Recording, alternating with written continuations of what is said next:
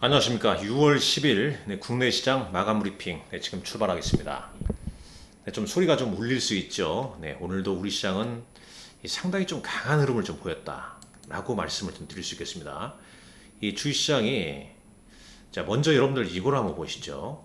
이 수급 동향을 먼저 한번 보시죠. 수급을 보게 되면 자 개인 투자자가 오늘 6천 원 넘게 팔았습니다. 장중에 변동성도 물론 나왔죠. 이게 검은색이 이제 지수 흐름이거든요. 12시, 1시 지나면서 이제 변동성 있게 나왔죠. 그래서 이제 어떤 종목은 좀 밀린 종목도 있습니다만 또 오른 종목도 나왔다는 거죠. 삼성전자가 6만 전자는 안착하진 못했습니다만은 상승을 좀 하고 있고 이 부분을 저는 말씀드리고 싶습니다. 이 부분 어떤 부분이냐면 외국인들이 꾸준하게 순매수 보이고 있죠. 외국인들이 이 한국 시장 이렇게 순매수 6월 들어와서 이렇게 순매수 보이고 있는데 외국인들이 사는 장에서 개인 투자자 순매도했다? 절대 꼭지 아닙니다. 꼭지는 말이죠.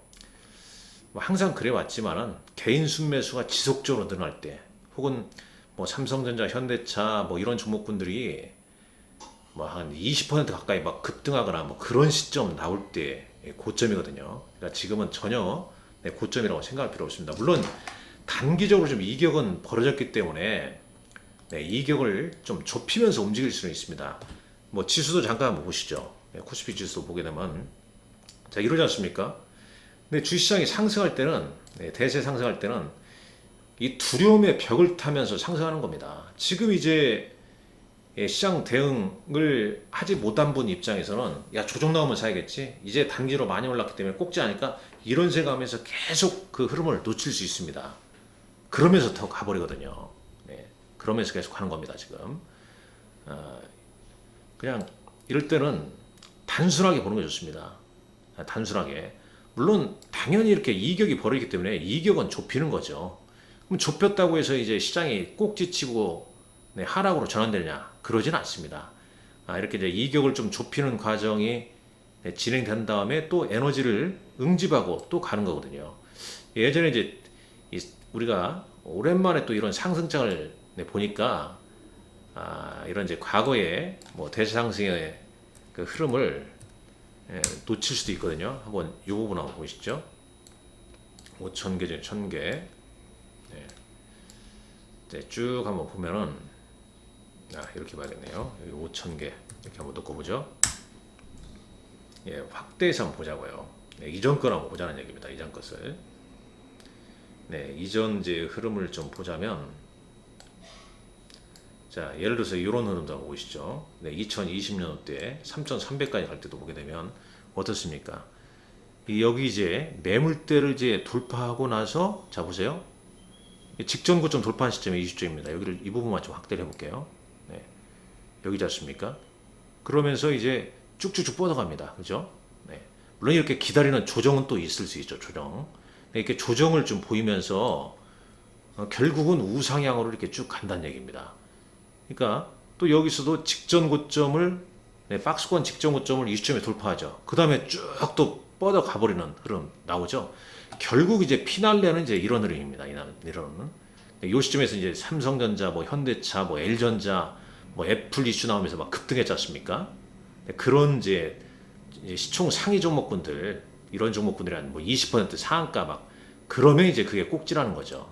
그리고 이제 수급상 개인 수급이 확 몰리는 시기 그때를 조심해야 되는데 지금은 그 시기는 아니죠.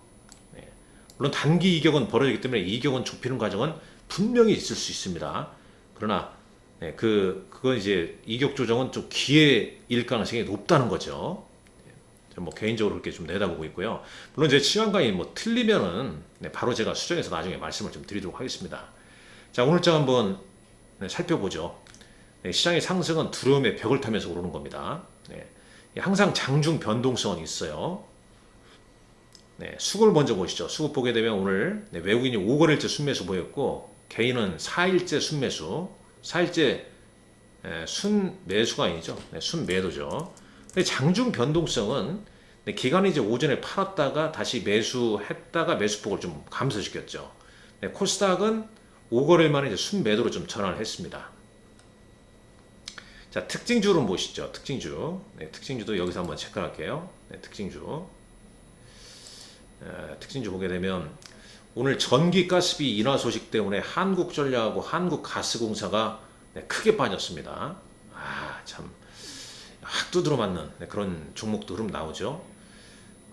그리고 이제 좀 뭐 있나 볼까요? 네, 상법 개정안 초입기 저평가 지주사 뭐 이런 것들 이슈가 나왔고, 하나 에어로스페이스, 하나 시스템 어쩌고저쩌고 이런 얘기 나왔고, 그 다음에 여기 나왔네요. 여기. 오늘 특징주 중에서 네, 요것들 보시죠. 어떤 거냐면요, 이른바 네, 스테이블 코인, 네, 스테이블 코인 방금 전에 나왔었는데 말이죠. 여기네요. 원화 스테이블 코인 도입 기대감에 네, 카카오페이 단알, 이건 이제 지금 보시는 종목은 카카오페이입니다. 단알, 이런 종목군들이 상한가를 그리겠죠. 그러니까 새로운 어떤 테마죠. 네, 테마. 네, 그러니까 개별 테마로는 스테이블 코인 관련주가 급등을 좀 했다는 점. 네. 그리고 아무래도 이제 이재명 대통령 이후에 뭐 방금 전에 뉴스 나왔는데 뭐 라면값이 많이 올랐다. 그러니까 음식료나 이런 쪽 네, 물가 상승 이슈, 물가의 어떤 산정 기준 되는 것들 뭐 그런 부분은 좀 약하죠. 예를 들어서 그리고 이제 의무 휴업일 네, 관련해서 뭐 신세 뭐 이마트랄지 이런 건 다 조정을 좀 받았지 않습니까? 그러니까 정책 수혜주, 그러나 정책으로 인해서 피해를 볼 수 있는 업종은 또 오늘 뭐 한전, 그러니까 물론 그건 기대감이었습니다만, 아니 그건 확실한 건 아니지만 한국전력이나 한국가스공사 뭐 등등등 그런 이제 종목들도 좀 영향을 받는 종목군들 나옵니다. 그러니까 옥석을 좀 잘 가려야 된다. 네, 그 말씀이 되겠고, 오늘 장에 삼성전자는 1% 하락을 보였었죠. 네, 하락을 여기서 볼게요. 네, 오늘 외국인 순매수 상위는 삼성전자가 아니었죠. 네, 아무래도 순매수 안 끼어 있는 거 보니까 순매도를 잠깐 볼까요? 네, 순매도에 삼성전자 545억치 순매 나왔죠. 그래서 6만 전자 안착하지 못하고 59,100원으로 마감했습니다. 그러나 삼성전자도 삼성전자 지금 이제 미국의 마이크론 테크놀로지 다중 바닥을 좀 보이고 있죠. 그러니까 아마 이런 생각 드실 겁니다. 그냥 난 삼성전자 선호하시는 분은 이번에 이제 5만 한 4천 원대에서 뭐 6만 원까지 갔다가 오늘 찔끔 이제 조정을 받는데 오히려 조금 더 조정 나오면 한번 사보겠다 이렇게 생각하시는 분들 분명히 있을 거라고 저는 보고 있습니다. 어차피 대형주도 한 번씩 돌거든요. 이번 주에 단기적으로 좀 돌았다고 볼 수 있겠죠. 살짝 뭐 삼성전자, 현대차 한 번씩 움직였잖아요. 현대모비스, 뭐 현대차 그룹주랄지 뭐 이런 쪽으로 한번 싹 한번 돌았었죠. 오늘 한번 보시죠. 이것도 차트를 한번 보시죠.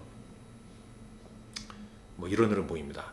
그러나 이제 이들 대형주는 아직은 역배열이기 때문에 강한 시세를 못 낸다는 겁니다. 강한 시세를 못 낸다는 거예요. 오히려 이제 흐름을 보게 되면 가는 말에 더 갑니다. 상승 추세 종목군들이 더 간다는 거죠. 지금 이제 이것은 하나오션이 되겠고, 하나 에어로스페이스, 이거 상승 추세잖아요. 상승 추세. 이렇게. 그 다음에 이제 뭐 하나 시스템 20% 급등했는데, 이런 종목군들. 그 다음에 어제 조정먹었던 방산주, 하루 만에 또 급등 나오고 있는 거죠. 여러분에게 말씀드리고 싶은 것은 ETF도 함께 항상 보셔야 됩니다. 제가 제 이제 개인 관리 고객들한테는 항상 제가 이제 공부한 내용을 좀 공유를 좀 해드리는데, 분들 요거 기억나실 겁니다. 작년에 이제 트럼프 대통령 당선 이후에 이때부터 저는 현대중공업이랄지 뭐 현대건설기계, 하나시스템, 뭐 하나에어로스페이스 쭉 밀었거든요. 작년 11월달 뭐 대단하죠. HK파포커스, 그 다음에 이제 1월달에 두산에너빌리티, BHI, SMR이 분명히 흐름이 될 것 같아서 이렇게 제시를 해드렸고, 바이오도, 그 다음에 이거 보게 되면 뭐 작년 올해 2월 말이네요. K엔터 한국만 잘하는 거. 그 다음에 ETF도 이렇게 쫙 올려놨지 않습니까? 근데 이게 지금 주가가 어떻습니까? 그러니까 엄청난 흐름을 보이고 있죠. 이렇게 4월달, 뭐 최근 들어와서는 또 그냥 ETF로 또 압축해서 뭐 ETF 이렇게 압축해서 이렇게 좀 제시를 해드렸거든요.